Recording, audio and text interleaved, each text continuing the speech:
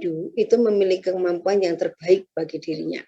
Ya, kita meyakini bahwa Tuhan tidak menciptakan produk gagal. Masing-masing mempunyai kelebihan dan kekurangannya. Kemudian, dan kemampuan tersebut akan berkembang secara optimal jika diberi kesempatan. Jika kita misalnya saat ini meyakini bahwa si A itu lebih pandai daripada si B, kemudian C itu kurang pandai dan seterusnya, sebenarnya hal itu hanya karena kurang diberikan kesempatan untuk berkembang secara optimal. Itu menurut para ahli seperti itu. Kemudian peran pendidik sebagai fasilitator dan motivator dalam proses pengembangan kemampuan peserta didik. Ya, saya misalnya saat ini sebagai fasilitator dan motivator saudara untuk bisa saudara mengembangkan kemampuanmu secara maksimal. Masing-masing mempunyai kemampuan yang bervariatif, maka dalam menyusun desain sistem hendaknya diawali dengan analisis kondisi dan kemampuan awal peserta didik. Saya yakin di semester 4 ini ya saudara sudah mempunyai kemampuan yang tidak lagi berbeda, tidak banyak berbeda, karena sudah diproses mulai dari semester 1 sampai dengan semester 3. Terbukti IPK-nya juga tidak terlalu jauh berbeda, paling sekitaran 3,1 sampai dengan 3,6 gitu ya. Kalaupun ada yang sampai 3,7, 3,9 itu adalah standar deviasi yang agak berbeda, tetapi itu tidak banyak. Nah, gitu. Sehingga hal ini dimaksudkan agar desain sistem disusun secara efektif, efisien, dan produktif. Jadi nanti kita akan bersama-sama, saudara akan memposisikan diri sebagai guru. Ya, sebagai guru dalam rangka saudara memfasilitasi peserta didik. Itu. Ini nafasnya dari desain instruksional itu. Jadi saudara tidak sebagai mahasiswa, tapi saudara mendudukkan, memposisikan diri saudara sebagai guru. Bagaimana saudara bisa memfasilitasi siswa-siswamu nanti untuk mengembangkan kemampuannya secara optimal. Gitu. Nah, kita sampai pada materi. Ya, ini saya hanya mengulang sedikit dari yang sudah kita pelajari sebelumnya. Kalau konsep dari belajar atau learning, ya tidak teaching lagi, sekarang konsepnya sudah learning, itu ada berbeda-beda. Saudara mengenal ada teori behavior, saudara mengenal ada teori konstruktivisme dan sebagainya, kognitivisme dan sebagainya. Nah, masing-masing tokoh itu memandang bagaimana proses belajar itu terjadi. Gitu. Kalau Marzano ini seorang ahli yang cenderung mempunyai konsep dari konstruktivisme. Terbukti bahwa Marzano itu berpendapat bahwa pembelajaran yang efektif itu menekankan pada pentingnya belajar sebagai suatu proses personal, di mana setiap siswa membangun pengetahuan dan pengalaman personalnya. Ya, membangun dari pengalaman dirinya.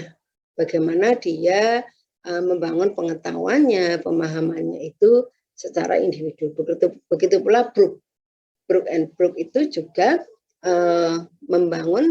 memahami bahwa siswa sendirilah yang mengkonstruksi makna tentang hal yang dipelajari.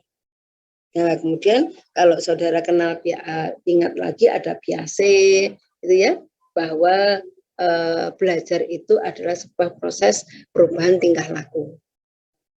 Dari yang tadinya bisa menjadi tidak bisa dan seterusnya.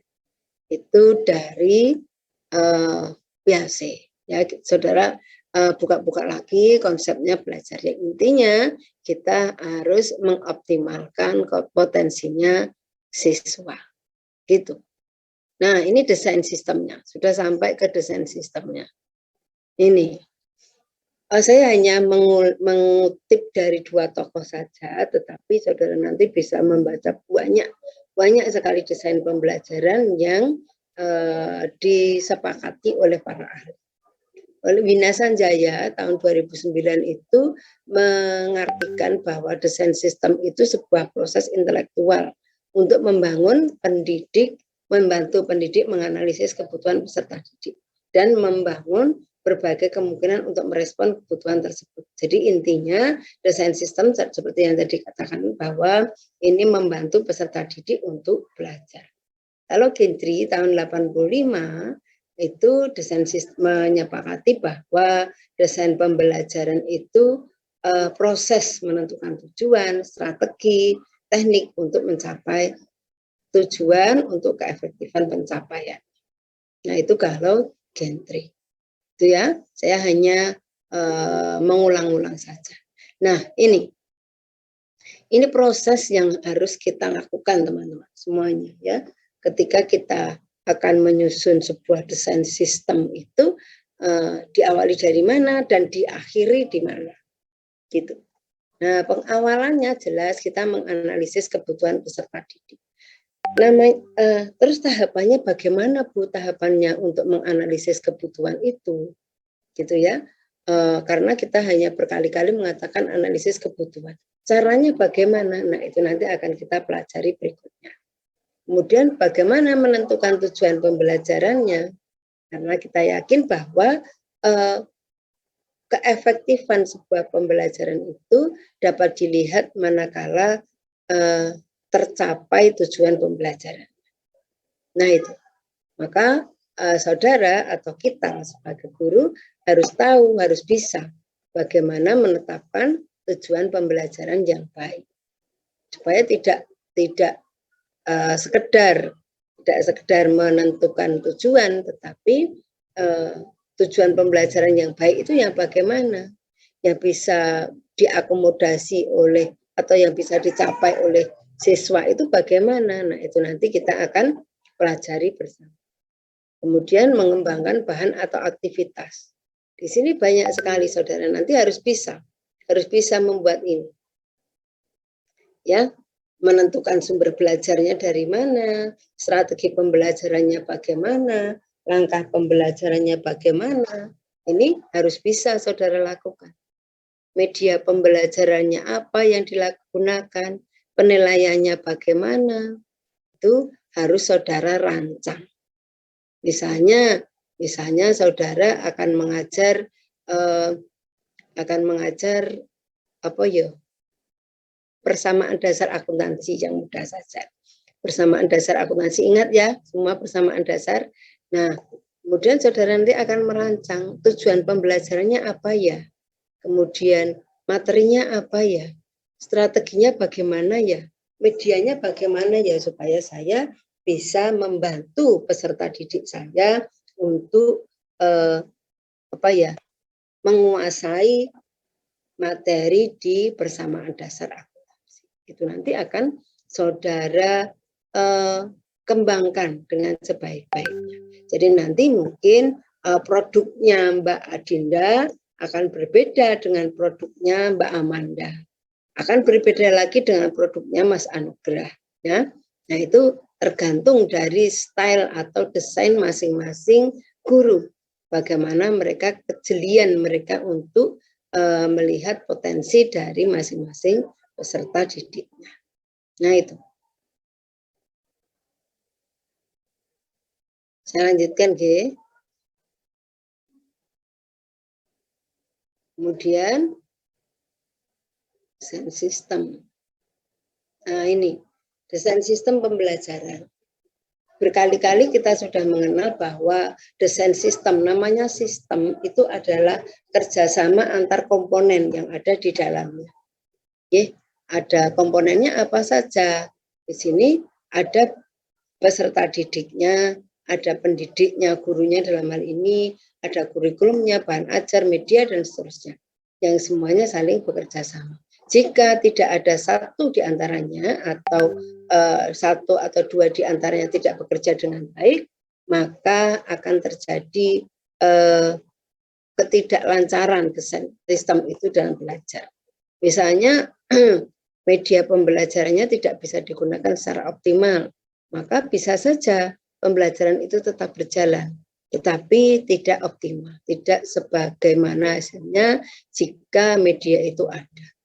Kemudian misalnya fasilitasnya tidak mendukung, gitu ya, maka juga pembelajarannya juga tidak akan berjalan dengan maksimal. Nah, itu pentingnya sebuah desain sistem pembelajaran. Ini sudah pernah kita bahas. Ya, ini asumsinya, saudara. Ya, nanti bisa saudara baca bahwa desain sistem ini didasarkan pada pengetahuan tentang bagaimana seseorang belajar. Tadi di awal kita meyakini bahwa tugas guru yang pertama adalah menganalisis kebutuhan peserta didik. Bagaimana peserta didik kita belajar? Diarahkan pada kelompok secara individual. Ya, bisa mencakup hasil langsung atau dampak pengiringnya dan seterusnya. Ini yang endingnya nanti adalah ketercapaian tujuan yang telah ditetapkan. Hanya prosedurnya atau caranya itu yang sangat variatif. Nah, itu tergantung nanti variasinya seperti apa yang dilakukan. Itu nanti dari masing-masing gurunya. Gitu. Terus saya langsung saja nanti tanya jawabnya nanti. Kedudukan desain sistem instruksional. Ini di sini. Mendesain sistem pembelajaran. Nah, ini salah satunya sudah saudara pelajari kemarin dengan Pak Sudianto. Saudara sudah mendesain kurikulumnya, ya, dimulai dari tahapan pengembangan kurikulum, mulai dari analisis SWOT, ya, analisis SWOT dari institusi tersebut, kemudian pelibatan eksternal dan seterusnya, sampai lahir beberapa mata pelajaran atau mata kuliah.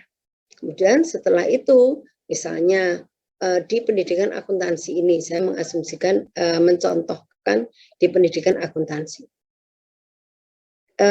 Prodi pendidikan akuntansi melakukan evaluasi kurikulumnya biasanya secara tahunan, 4 tahun sekali.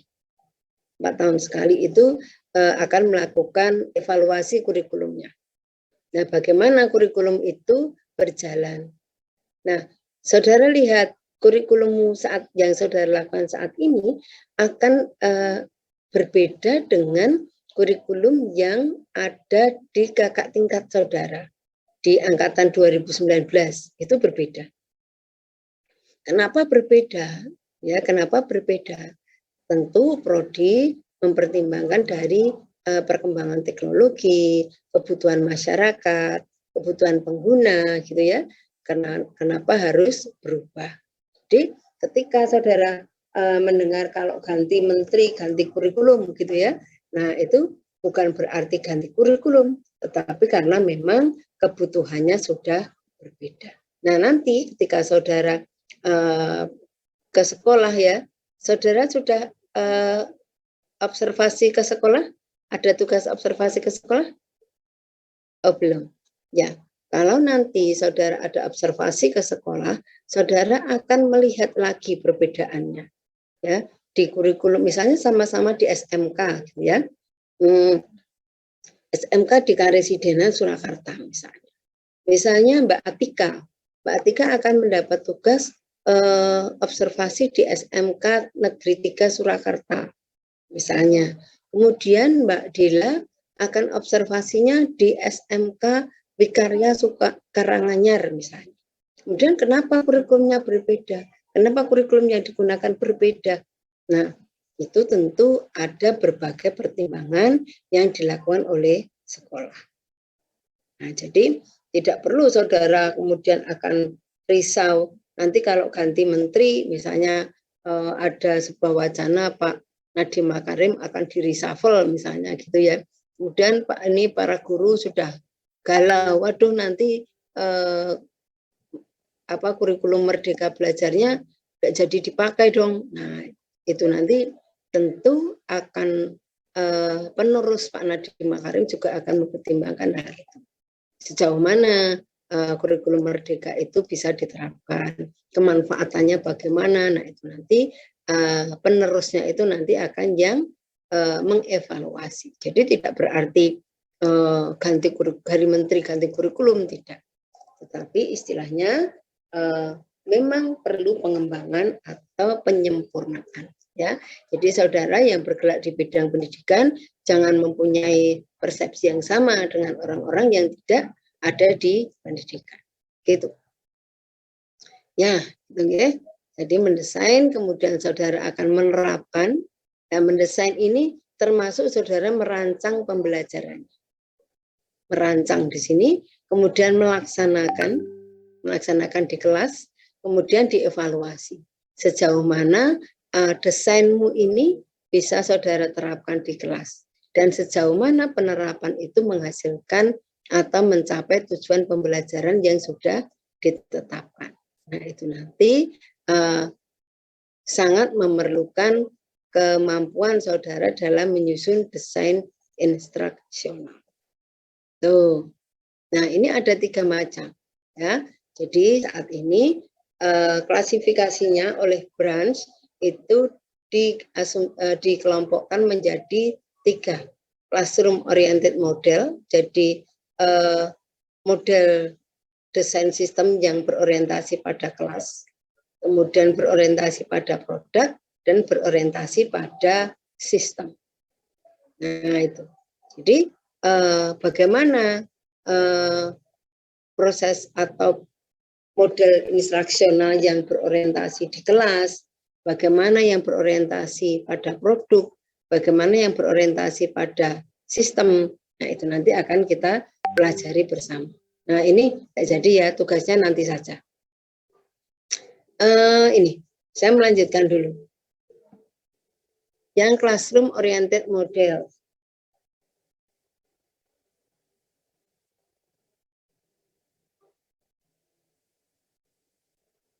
Yang classroom oriented models ini ditujukan untuk memenuhi kebutuhan sama, ya, semuanya ditujukan untuk memenuhi kebutuhan pendidik dan peserta didik.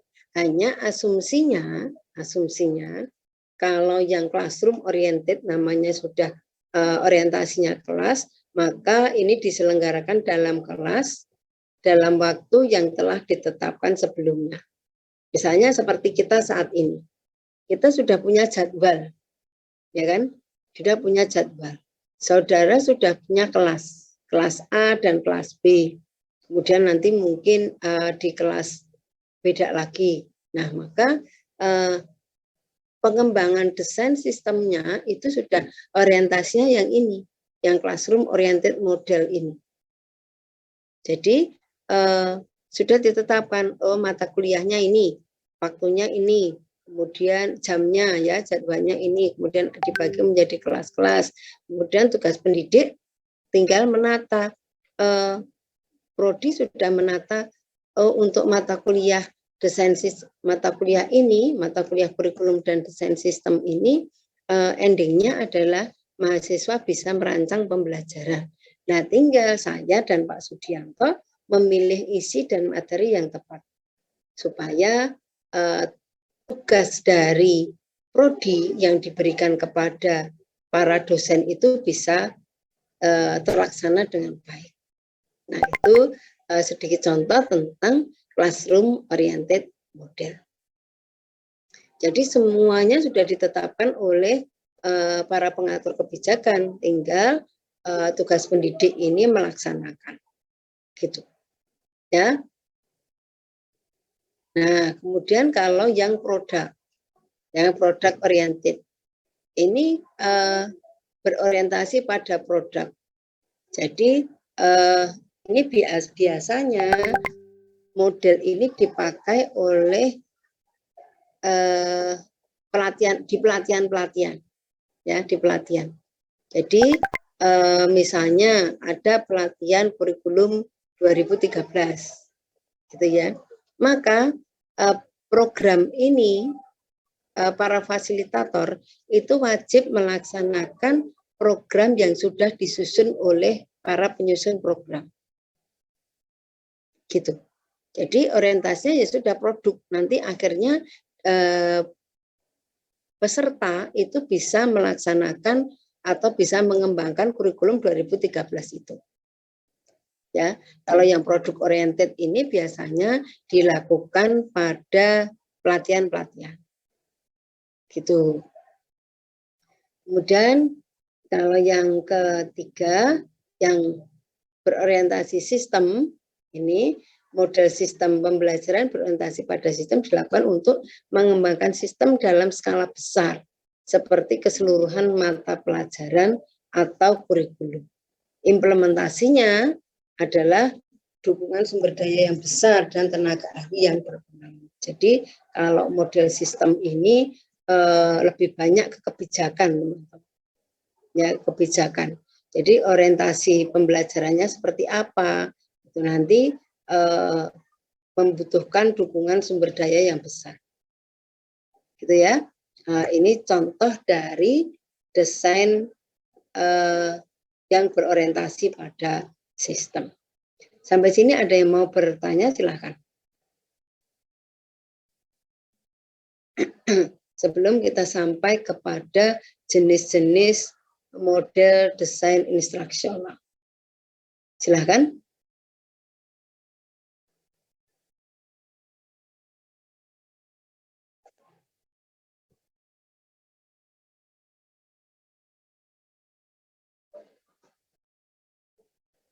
Tidak ada yang tanya? Kalau tidak ada yang tanya, saya yang tanya ya. Saya yang tanya. Di sini.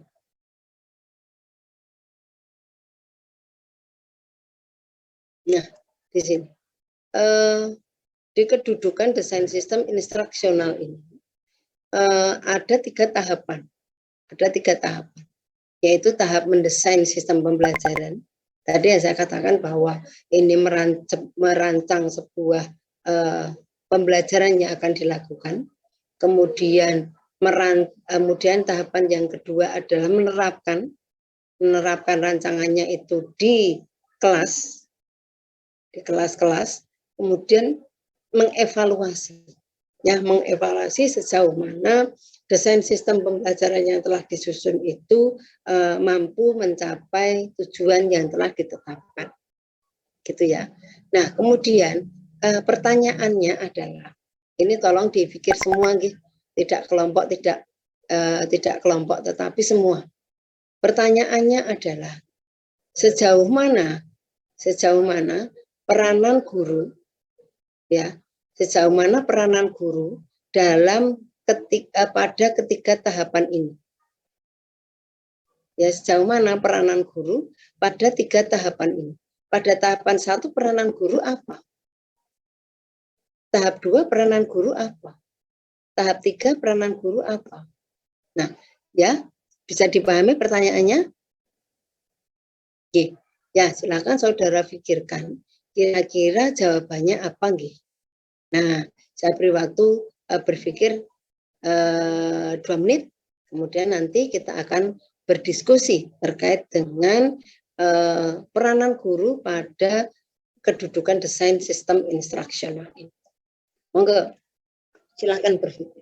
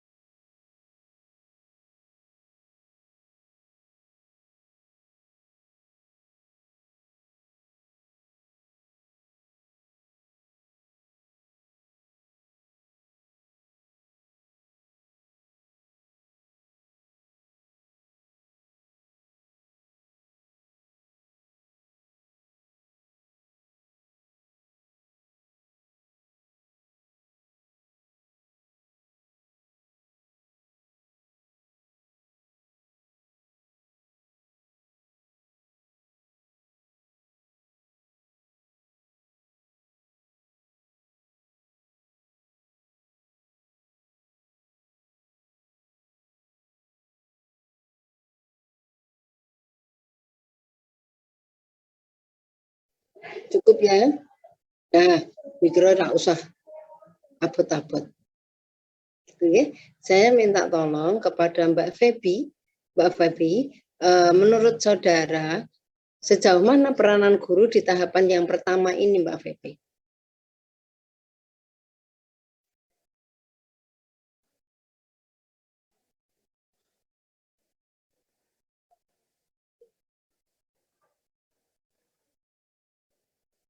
Halo? Ya, silakan.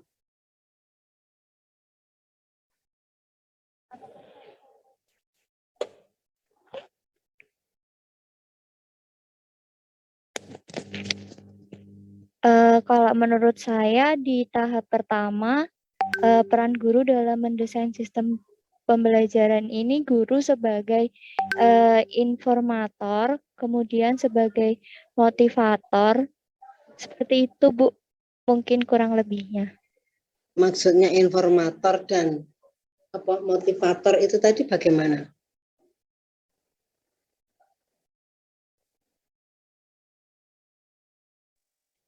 Jadi di tahapan itu guru sebagai informator maupun motivator untuk memberikan pembelajaran kepada siswa seperti itu, Bu. Coba dijelaskan sebagai informator itu yang seperti apa? Contohnya seperti apa? Mungkin kalau yang informator itu lebih ke memberikan informasi terkait pembelajaran, terkait materi-materi pembelajaran seperti itu. Kalau sebagai motivator itu mungkin lebih ke seperti kayak memberikan nasihat, kemudian motivasi melalui cerita-cerita yang membangun siswa untuk lebih giat lagi dalam belajar, mungkin Bu seperti itu. Gitu ya. Ini kegiatannya sudah di kelas ya. Di tahapan 1 ini berarti sudah di kelas, sudah bertemu dengan siswa.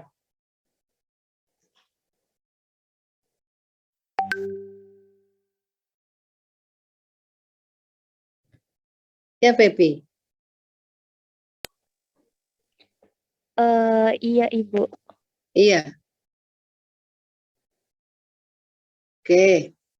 Mungkin Amalia bisa membantu, bisa menyebutkan menjelaskan pendapatmu. Tidak apa-apa berbeda dengan Febi, tidak apa-apa.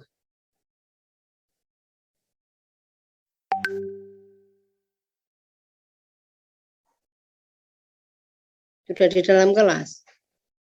Baik. Amanda? Izin berpendapat ya Ibu. Ya, Menurut silakan. saya, untuk peran guru di tahap 1 itu kan mendesain sistem pembelajaran ya Bu. Nah itu peran guru menurut saya itu merancang sistem pembelajaran yang efektif untuk siswa gitu. Jadi merancang sistem pembelajaran yang efektif jadi ketika pembelajaran itu menggunakan sistem pembelajaran yang efektif yang mudah diterima oleh siswa gitu. Jadi intinya peran guru itu merancang atau sebagai perancang ya, desainer gitu ya. Dia sudah masuk di kelas belum? Menurut saya belum Bu. Belum masuk di kelas itu tahap 2 kan, itu penerapan desain sistem, jadi implementasinya dari mendesain tahap 1 itu gitu Bu. Baik, terima kasih. Ye, cukup Mbak? Cukup Bu. Ya, terima kasih. Himatul Ulia? Iya Bu. Bagaimana masih di tahap 1 ya Bu? Iya. Oke, mohon izin berpendapat. Saya setuju dengan Aman Nabila bahwa dari 1 mendesain sistem pembelajaran itu peran guru belum ada di kelas. Peran guru itu seperti menentukan metode pembelajaran apa yang akan digunakan, materi apa nanti yang akan disampaikan, tugas-tugas apa yang akan diberikan, lalu menggunakan kurikulum seperti apa. Jadi lebih ke persiapan sebelum seorang guru masuk ke kelas, begitu Ibu. Ya, terima kasih. Itu ya, berarti terima kasih semuanya. Namanya mendesain sistem, berarti belum masuk. Nggak tahu itu udah dapat istilah dari mana, bisa informator itu ya. Jadi di kegiatan ini itu tugas guru adalah sebagai desainer sistem pembelajarannya. Tadi yang sudah kita lihat, kita sepakati bahwa ada beberapa komponen di sini, ya, harus merancang bahan ajarnya seperti apa, media pembelajarannya seperti apa, sumber belajarnya seperti apa, dan seterusnya. Sehingga setelah merancang, dia nanti akan melaksanakan, ya, melaksanakan desain sistem yang sudah disusun, yang dirancang di tahap 1 ini. Merancangnya tentu ketika merancang tadi kita tahu bahwa ini asumsinya adalah guru mengetahui ketika menyusun itu bagaimana seseorang itu akan belajar, ya, diarahkan pada peserta didik secara individual dan kelompok dan seterusnya. Nah, ini masuk dalam kegiatan dia merancang sistem pembelajaran ini. Kemudian melaksanakannya sejauh mana media bisa dipakai, strategi yang akan digunakan seperti apa, sampai dia akan melakukan evaluasi. Nah, kemudian di tahapan ketiga, Vina, mungkin bisa saudara jelaskan tahapan atau peranan guru di tahapan 3 ini apa, Vina?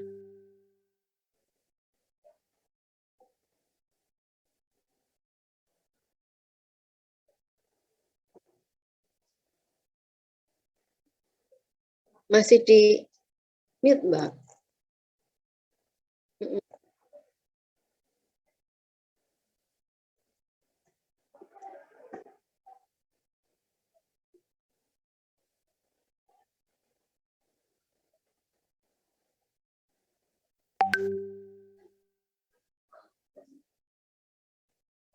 Silahkan Mbak Vina Oktaviani.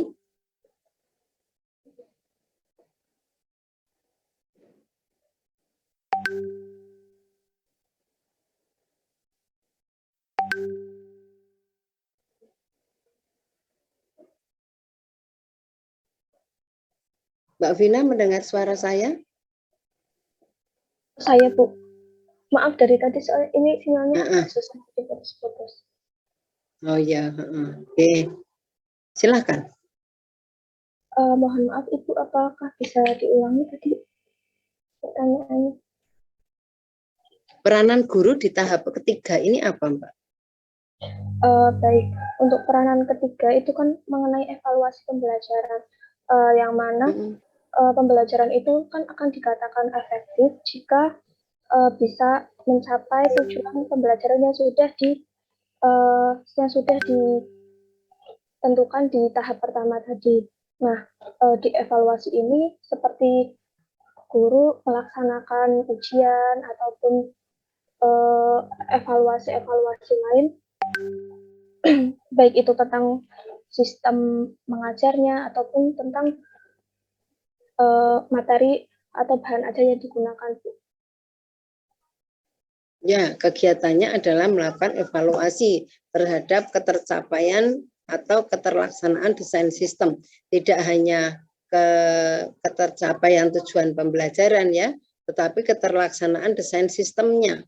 Apakah desain sistem yang sudah dirancang itu bisa berjalan dengan baik ya, tidak hanya sampai ke tujuan pembelajarannya saja.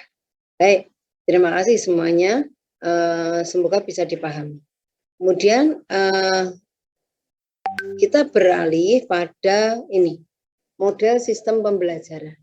Ya, model sistem pembelajaran ini nanti silakan saudara diskusikan secara berkelompok. Di sistem pembelajaran tadi sudah kita sepakati bahwa sistem pembelajaran itu adalah sebuah kegiatan yang desain yang melibatkan banyak komponen mulai dari peserta didik, guru, sampai ada evaluasi. Ya. Nah, untuk itu di desain sistem ini ada banyak ahli yang menjelaskan prosedurnya. Prosedur desain sistem itu seperti apa? Itu ada banyak ahli. Ada Dick and Carey, kemudian ada Cam, ya, ada Morrison, Ross and Cam, kemudian ada Hannafin and Peck, kemudian ada lagi Branch dengan ADI modelnya, kemudian ada ya ini ada 4 model ini, 4 model besar ini yang lazim dipakai oleh para pengembang desain instruksional. Nah, saat ini tugas saudara adalah ya supaya tidak ngantuk. Tugas saudara adalah mungkin saudara bisa browsing ya, bisa browsing sejauh mana model Dick and Carey, kemudian bagaimana sih model Dick and Carey itu, kemudian bagaimana model Cam and Morrison, kemudian bagaimana Hannafin and Peck itu merancang desain instruksional. Sebenarnya pada dasarnya teman-teman, 4 model ini siklusnya sama, ya siklusnya sama. Dimulai dari perencanaan, identifikasi kebutuhan peserta didik sampai evaluasi. Hanya saja nanti saudara nanti akan bisa memahami bahwa di model Dick and Carey ini ada banyak sekali tahapan, ada 10 tahapan. Ada 10 tahapan, kemudian kalau di Cam ini hanya ada 9 tahapan. Kemudian kalau di Hannafin and Peck ini hanya ada 3 fase. Tetapi pada dasarnya teman-teman, di fase-fase itu juga ada kegiatan yang sama. Ya. Jadi ketika nanti saudara membaca modelnya Dick and Carey yang sangat rigid itu, intinya akan terakomodasi kegiatan-kegiatannya itu di model-model pembelajaran yang lain. Gitu ya. Jadi saat ini silahkan saudara nanti akan membaca paling tidak ya, membaca sejauh mana model-model pembelajaran ini dipakai. Gitu. Prosedurnya bagaimana? Gitu saja. Jadi saudara hanya memahami, levelnya memahami. Oh, kalau Dick and Carey itu seperti ini. Oh, kalau Cam itu seperti ini, gitu saja. Ya. Tugas saudara itu saja. Jadi nanti akan saya bagi menjadi 4 kelompok, akan 8 kelompok, di mana kelompok 1, 2, 3, 4 urutannya mendiskusikan kelompok 1 Dick and Carey, kelompok 2 Cam, kelompok 3 Hannafin, kelompok 4 ADI, kelompok 5 Dick and Carey lagi, kelompok 6 Morrison and Cam, kelompok 7 Peck lagi, kelompok 8 ADI lagi. Bisa dipahami teman-teman? Saudara boleh mencari sumber belajar bebas dari manapun. Ya, boleh dari internet, boleh dari buku, terserah.